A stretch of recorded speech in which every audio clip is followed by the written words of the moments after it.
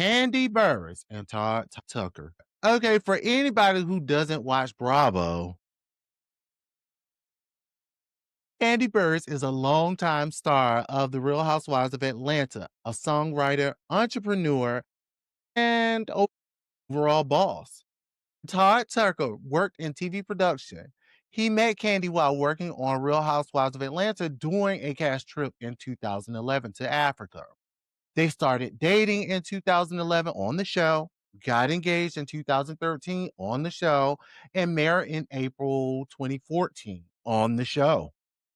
They share 2 children and both have a child from previous relationships, Riley and Kayla. Recently, Kandi confirmed she filed for divorce. She's described it as emotional and says she's focusing on peace and respectful co-parents. Now, at first, it seemed things were going in the right direction until reports were released that Todd is now asking for full custody, even though the initial filing by Kandi was asking for 50-50 custody split between the two. Now, there has been speculation that this was all a scheme that Todd set up to come to Kandi with the bull.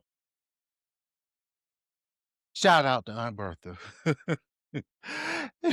If you, the Real Housewives historians of Atlanta, can recall, Kandi's family, especially Mama Joyce, God, let me tell you, ain't no river high enough, ain't no ocean deep enough, ain't no desert hot enough to get me off your ass, baby. was always against this union from the start. They were all scared this day would come and Todd would end up trying to take Kandi's multi-million-dollar fortune. There were also past characters on the show, we're going to call them characters, that alleged Todd was an opportunist and always on the hunt for a come out, allegedly. Other reporting has included claims from sources about relationship strains as well as cheating. Now, y'all know popular YouTuber and friend in my head, Funky Geneva, who lives in Atlanta and who's a part of those social circles, said on one of his shows that Todd was having an affair, or it was rumored he was having an affair with a well-known woman whose name allegedly begins with H. Again, alleged. So we're going to be careful and stick to what's publicly reported and confirmed, if you know what I mean. And I'm sure you do. One reason this hits home is because their relationship has been discussed publicly, including conversations around prenups in the Bravo universe. Now, that's going to lead us into the real life question.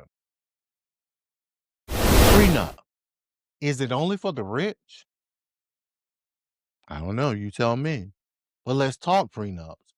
In case you don't know, a prenup is a legal agreement signed before marriage that can outline how assets, debts are handled if the marriage should end, which nobody ever plans for them to do. And they say, you're doing that for the person you're going to divorce, not the person you're going to marry. And no, prenups are not only for millionaires. Everyday people use them. When one partner has a business, one has kids from previous relationships, there's student loan debt, there's property involved, one person's income is way higher, or you just simply want clarity if this marriage should end. You sign a postnup after you're already married, and courts can look at them differently because you're already legally tied. So it's important that it's done fairly with full disclosure and ideally each person having their own counsel. Now, I forgot to mention this part. According to some reports, Todd and his attorneys may attempt to claim the prenup was signed under duress. If you'll recall from the show, Todd clearly stated the day before the wedding that he would sign the prenup against his lawyer's advice. Now, he attempted to contact his counsel over the phone, you guys remember, but he went ahead with it. Some legal experts have stated there may be a legal loophole that could ultimately help Todd against his case. Help Todd with this case against Kandi. If you'll recall, Kandi is currently working on Broadway, and this may help his case for full custody, according to some reports. But me personally, I don't think so. Kandi is a woman of financial means, and what we can see is that she is an awesome mother. In her filing, she did state that in her absence, she has a host of family in Atlanta that could step in and help her. I really don't see a judge taking the kids. And that's my own personal opinion. And usually, courts do not tend to remove the kids from a mother's custody unless she is deemed unfit. So, good luck, Todd. We'll be watching. Now, here's my question for you. If you and your spouse started at the bottom and now you're here, and then one of you starts gaining more financially than the other, do you believe in signing a post-nuptial agreement? I don't. There are other things that can go into play, trust, things like that. Yeah, we'll get into that another time. But I want your feelings about that, okay?